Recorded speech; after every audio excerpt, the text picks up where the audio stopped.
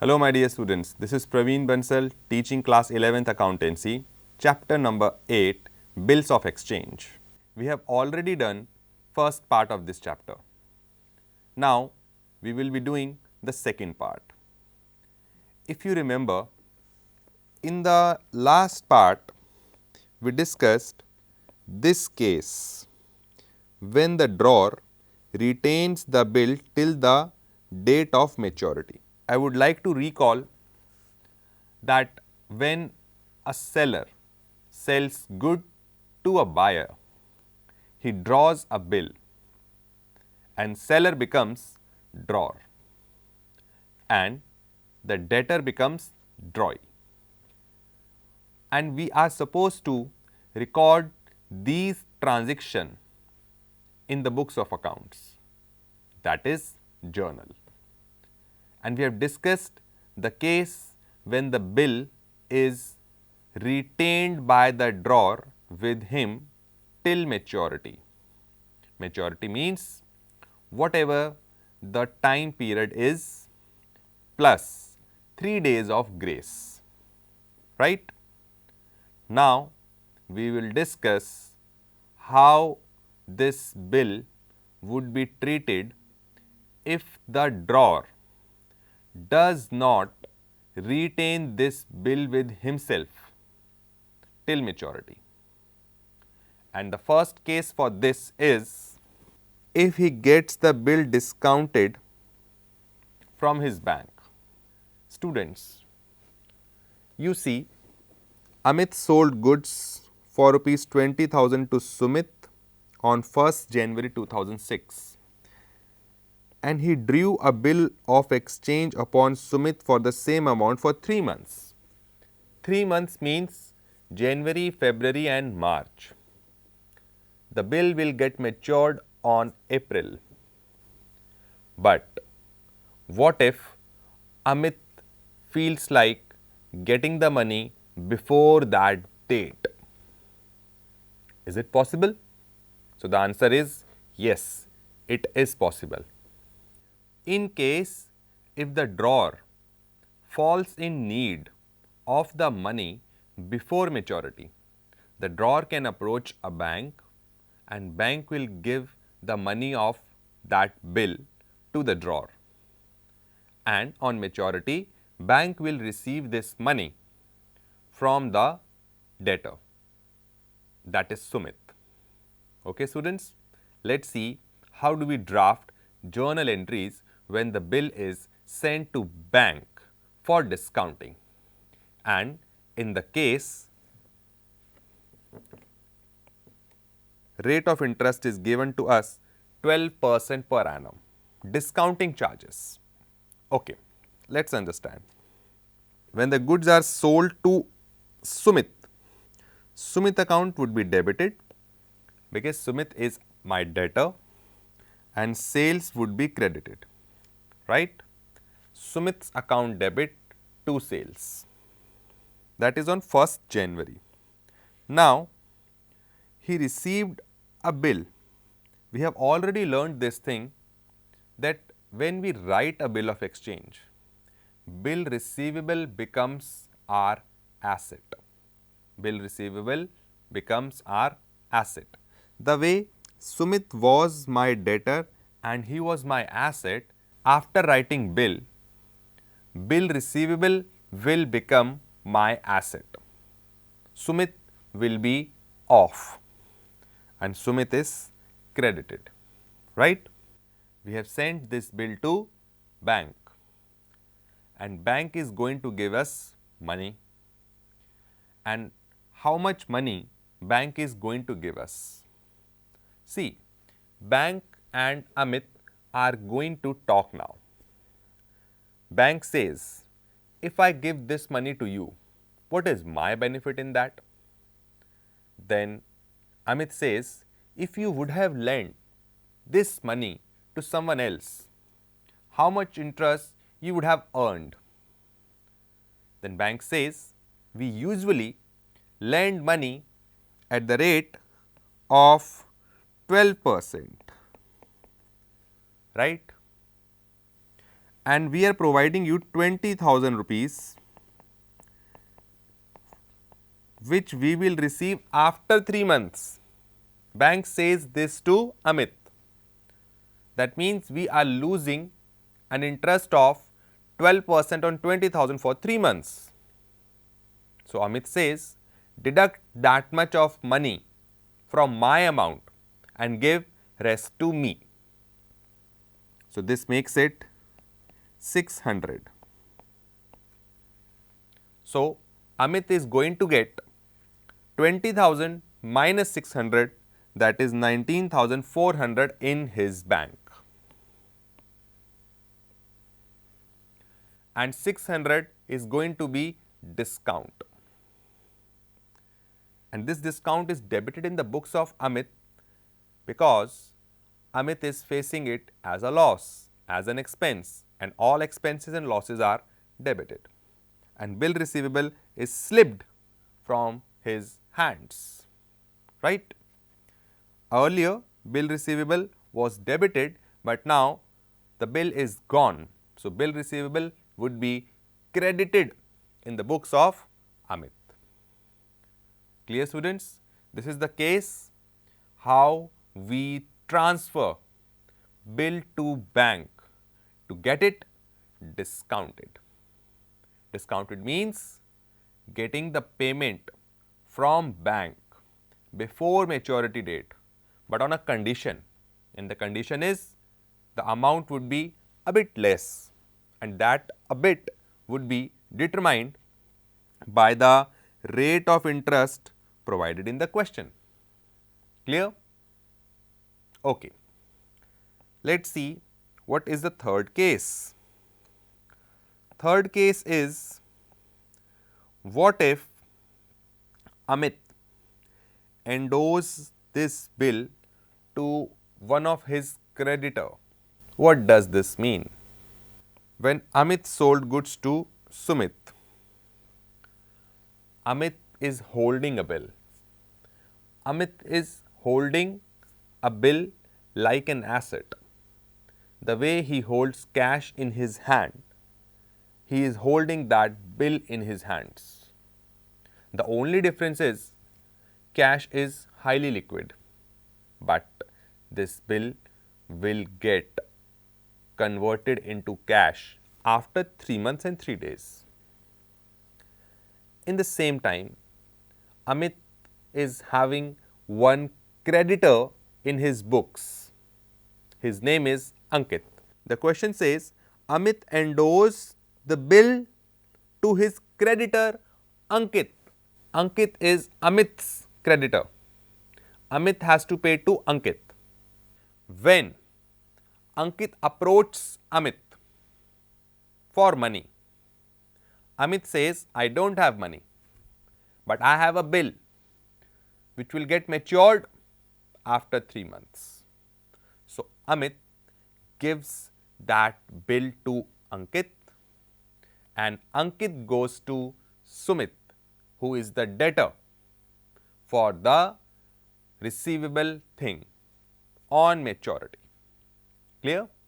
Let us see how do we record in journal. First, when goods are sold by Amit to Sumit, Sumit account debited and sales account credited, right? Now, he will write a bill, bill receivable account debit to Sumit. These are the same entries, right? Now, Ankit becomes debited and bill receivable becomes credited. Try to understand the logic behind this entry. Ankit was my creditor. Ankit was my creditor. He was the liability and we had to pay him, and liability is to be decreased. As we gave bill to Ankit, Ankit becomes debited because liability is decreased, and remember, liability increases from credit and decreases from debit, right? And you can see debit the receiver. Who is receiving the bill? Ankit. That is why Ankit is debited, right? And we received bill, we debited that. but we are giving away this bill to Ankit. That's why it is reversed. It is credited. So, the entry becomes Ankit account debit to bill receivable. This is how we do endorsement. Endorsement means when you give your bill receivable to some other person. On your behalf, he will collect the money. Okay, students? So, this is known as endorsement. Clear? The next case is Amit retained the bill on 31st March 2006. Amit sent bill for collection to its bank. On 1st April, bank advice was received. It means we order bank to collect the money from the debtor. This is known as bills sent for collection. That means we do not approach the debtor. On our behalf, bank approaches. And this is not endorsement. In endorsement, our creditor took the money and we are free from the debt of the creditor. That's it. But in this case, we are sending bank to collect money and the money is coming in our bank only. And in endorsement, the money was coming in the creditor's bank. That money is not belonging to me. But in bills sent for collection, bill is sent to the bank and bank is ordered to collect the money and put it into our bank. Like bank is doing a favor to us, and it is not a favor actually. It is the function of bank that it do collect money for his clients. Okay? Let's see how do we draft journal entries for this case. For this case, again when you sold goods to Sumit, Sumit account debit to sales account, bill receivable account debited to Sumit account when you drew the bill. Now, you are not getting money directly, rather you gave this bill to bank on 31st March by saying that it is your duty to collect money from my debtor. So, when the bank will receive this bill from us, he will give a slip to us and that slip is known as bills sent for collection. We can claim that you received a bill from us by showing that slip. So, students, you need to focus. Earlier bill was my asset, but now I have given that bill to the bank and I have received a slip, and that slip is the proof that I have given this bill to the bank. Now, that slip becomes my asset and the name of that slip is bills sent for collection, right? Bill sent for collection account debited to bill receivable. Bill is gone and a new asset, bills sent for collection, is into my basket and that is debited. Okay? And now the question says that on 5th of April, bank collected that money. Okay? When bank collected that money, bank account would be debited since the money came in and that slip would be torn, because you have collected the money, you have got the credit in your bank. When you receive money, bank is debited in your books. Bank account debited and that slip is gone, bills sent for collection. Okay, students? So, if I make a conclusion to do all the entries correct in this chapter's bills of exchange, you all must know the basic rules of debit and credit. When an asset is increased, when a liability is increased or decreased, I would like to make you recall there are 5 accounts: assets, expense, liability, income and capital. Assets and expenses increases from debit and decreases from credit. Liability, income and capital increases from credit and decreases from debit. Bill receivable is an asset. Whenever you or any other person will receive that bill receivable, it is an asset. It will be recorded on the debit side since it is increasing. In the same way, bill sent for collection, the new word you learnt, it is also an asset to you. So, it will increase and it will increase from debit. But what if these bills are endorsed, transferred or get matured? They have done their part and they are to be decreased. So, they will be recorded on the credit. Bill payables are your liabilities. When we draw the books of drawee, he receives bill. So, what do you make? You say to bill payable. To bill payable means bill payable is credited. So, liability increases from credit and decreases from debit. So, this is how I sum up the rules of debit and credit, and you all must focus on these rules only if you want to do all the entries correct in the chapter bills of exchange. So, students, you all are advised to do the similar kind of questions given in your textbook. I would like to give a quick recap what have we done so far.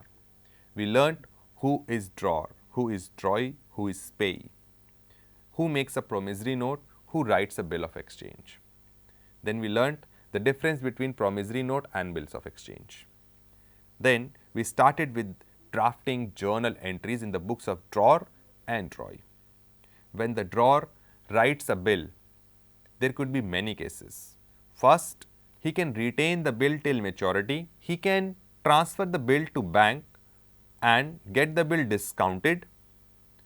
And then we learned how can the bill be sent to some creditor, and this is known as endorsement.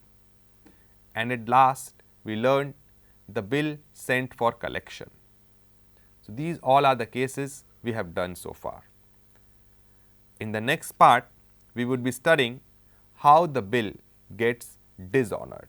Dishonored means when the debtor refuses to pay for the bill. This is it for this part. Thank you very much.